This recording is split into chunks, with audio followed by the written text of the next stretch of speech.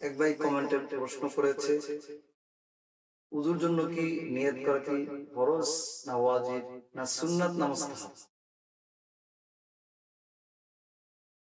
এই উযুর ব্যাপারে ফরজ না সুন্নাত না ওয়াজিব না মুস্তাহাব এ ব্যাপারে উত্তর হলো,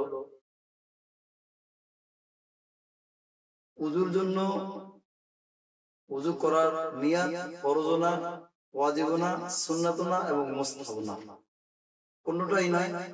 তবে আপনি যদি উযুর সুন্নাত মনে করেন বা ওয়াজিব মনে করেন বা মুস্তাহাব যেটাই মনে করেন সেটা ভুল। তবে কেউ যদি নিয়ত না করে উযু করে, উযু আদায় হয়ে যাবে। এবং নিয়ত যদি জানে সে আরবিতে করতে পারে, তাতে কোনো দোষ নেই। যদি নিয়ত না করে, নিয়ত না করলে যে উযু হবে না এমনটি নয়। আর উযুর জন্য নিয়ত করতেই হবে এমনটি নয়। আপনি ছোট্ট একটি আমল দিয়ে আপনি পেয়ে যেতে পারেন জান্নাত।